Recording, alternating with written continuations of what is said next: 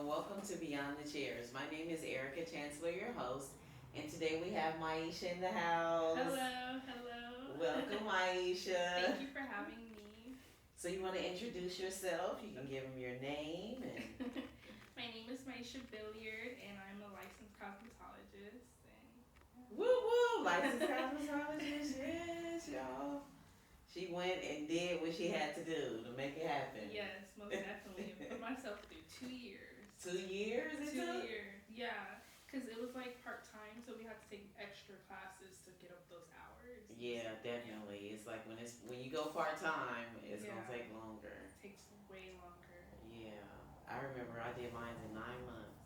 Really? Yep. I knew that's what I wanted to do, and I went to school, didn't miss one day. Oh my goodness. Not one day, and yeah, 9 months. 9 months. That's pretty good. And of course, our state board was harder than Oh yeah, they made ours. Our state board, we had a live client, yeah. First of all, and we had to perform those services on a live. Was that scary? It was so scary. Oh no. And a lot of people got disqualified because of their models. Really? Their models would bring cell phones in there. Oh, their no. models would, oh my gosh, the models would always be the ones that get the candidates disqualified. The models, they're not supposed to talk to you. And they were talking? Oh yeah, they'd be like, girl, just like they were in a salon. Like having they felt like they were just comfortable, Yes, and they're getting this service, and so they not thinking, but we had the shampoo bowls. Oh no. Yeah. No. Yeah. Oh no. Do you know how many times we had people pull it up and it's like, shh. That's a good. And they're like, oh. That's a good thing I didn't have that experience. I would have been freaking out. Yeah, we had the real deal. We had the real deal licensure. I don't know what y'all got now. They made it so easy. Oh my gosh. So bad. It's ridiculous. Yes. Why wouldn't you have to go to the shampoo bowl? Oh no. And demonstrate that? I don't know. But you guys didn't have to. That's interesting. So the coronavirus, how has that affected your business, or if it has?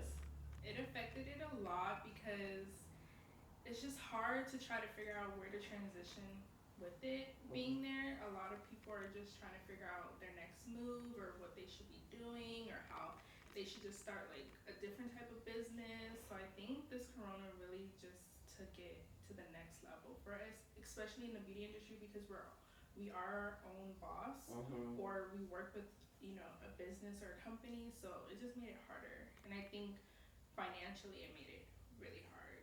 I was about to say, because you just told me some news. I know.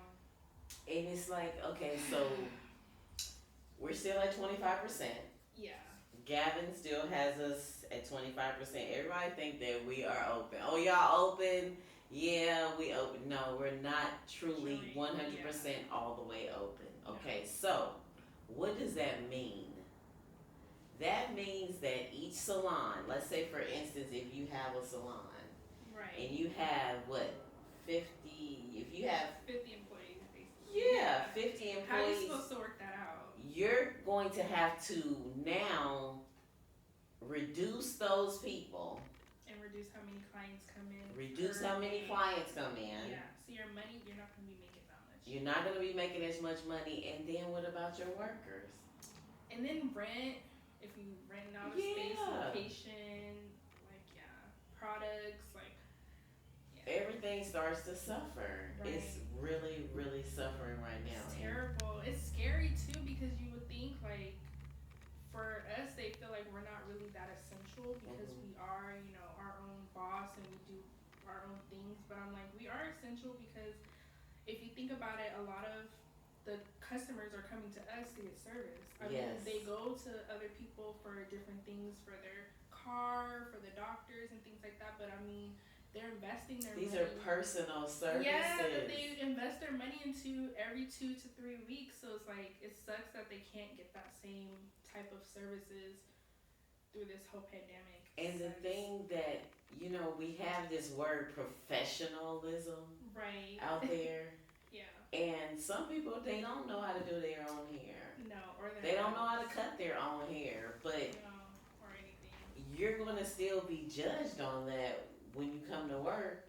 You still gonna be judged on, even if it's on Zoom. Right. They're gonna be looking at how your hair is, and now.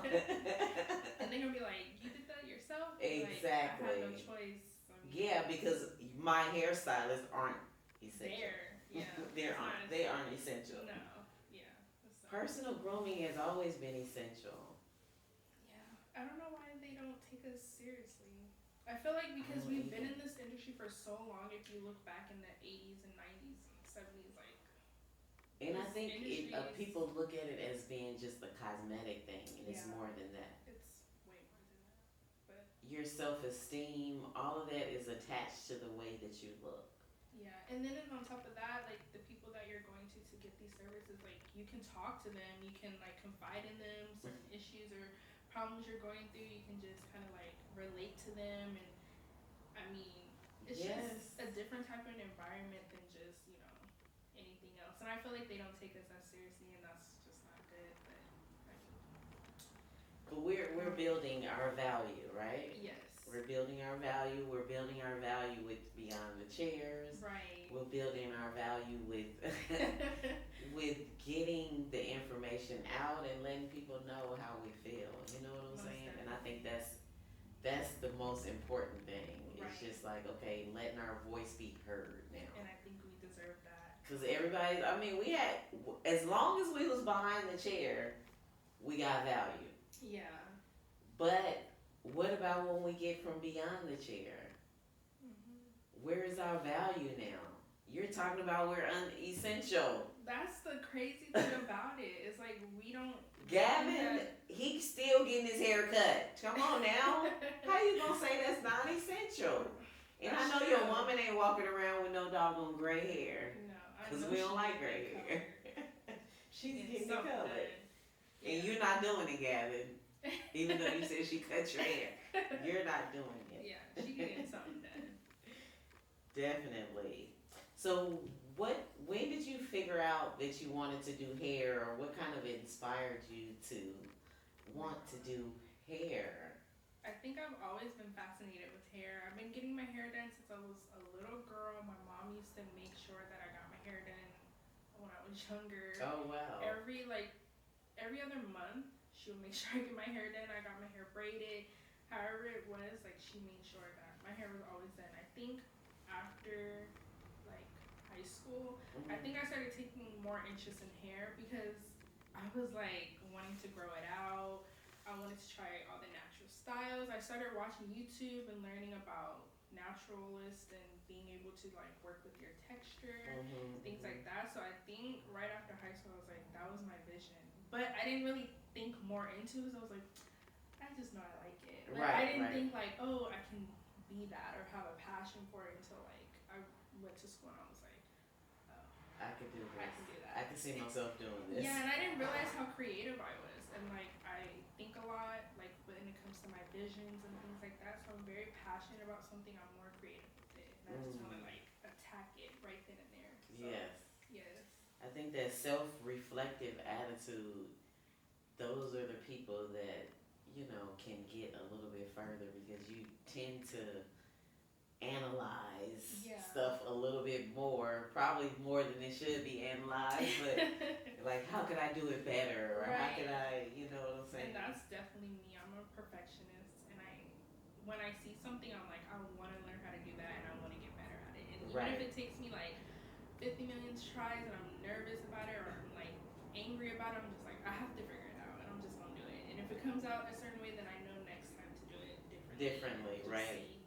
And I thank you again for coming to my braiding class. You're welcome. Braiding 101. I was excited about that. Beyond the Chairs Academy. Yes, I was excited about that.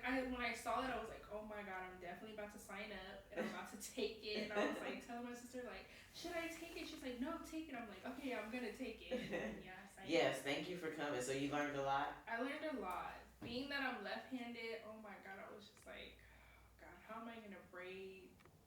And the trip thing with me is she learned from me, and I learned from a left-handed person, which is my mom. So I'm ambidextrous, I guess they call it. Yes.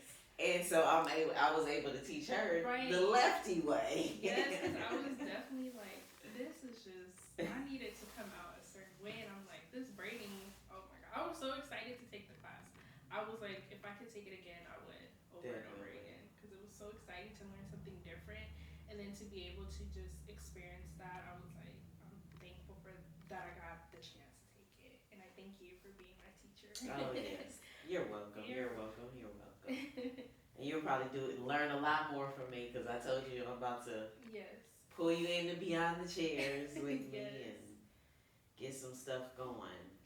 So, what are some of your favorite hairstyles or what is your specialty that you like within the cosmetology industry or you found yourself liking? Coloring. Coloring? Yeah. I love really? Coloring. I'm obsessed with coloring. I think I learned that more in school when I can just kind of create something completely different, like a vision, a style. When you like have a color that goes with it, it makes the look way better. Yeah, and I didn't realize how much I love coloring because it was just like I was just like, oh, I think it's more relaxing because you're just like painting in a way, so it just made it more easier for me to kind of just be like, I'm relaxed doing this. This is actually really cool. And then to style it after made it even better. So I think I like the coloring and the styling. The coloring and then styling after that. Yes.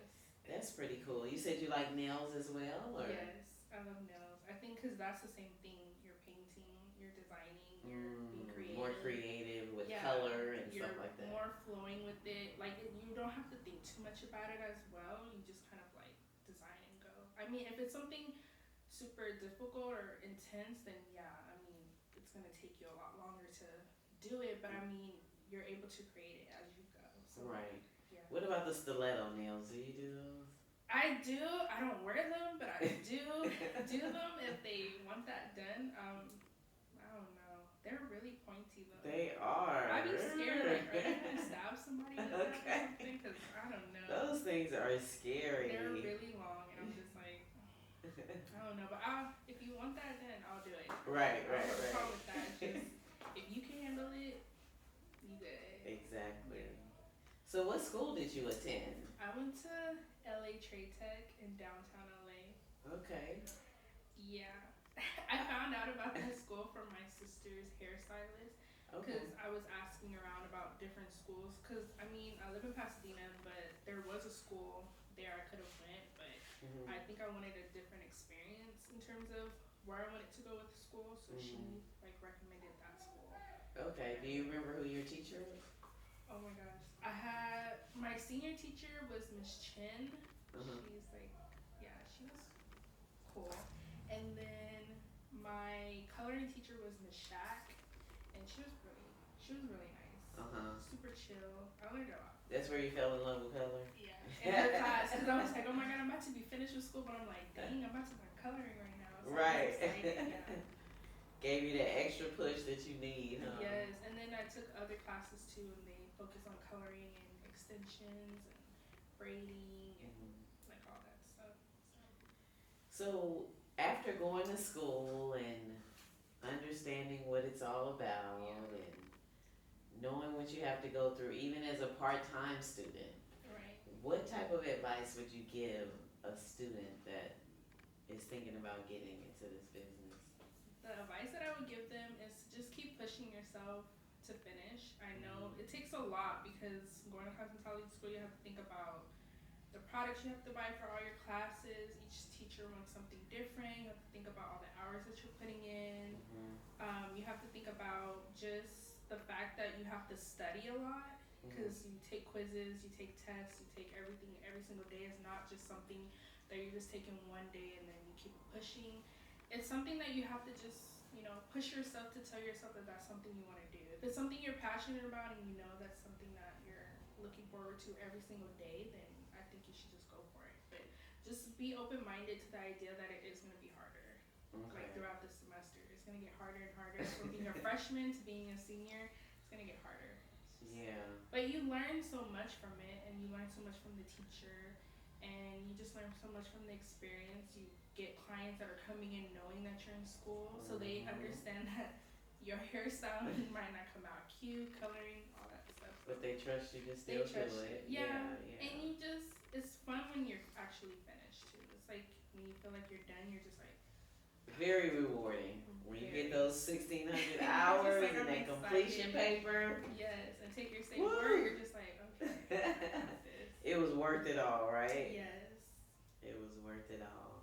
So you think that licensure is important Yes, since I do. you do? There's a lot that I did not realize how much you like learn about the hair, the skin, the nails, the diseases, like Mhm. all the things that can happen if you're dealing with a client and there's something that you don't know about and you feel like, where do I turn them to or something. I Right. feel like it's important that you do get your license because I feel like it helps you feel better knowing that if it's certain things that you can't really figure it out, that Mhm. they have the option to get the help that they need from whoever they need to go. And if those, you feel a lot better because Right. if you don't have your license, I don't know. I feel like that's not Well, that's good. what I was about to say. Is it more of the education or is it more of the licensure that is giving you that confidence? Maybe both. Okay. Because you work so hard to get your license, I feel like, when you are taking that necessary step to go to school. Mhm. And I think that makes the customers and the clients feel more comfortable knowing that you know more about Mhm. whatever it is that they might not know. Right. Right. So I feel Right. like, and then after that, if you're getting more education from like assisting or just, whatever type of experience you are doing with that, then it makes them feel like, okay, she knows what she's talking about. She went to school for this. So, And yeah. she got her license. And she Like got she her completed license. this. And Yeah. those state board tests is not easy. So, yeah.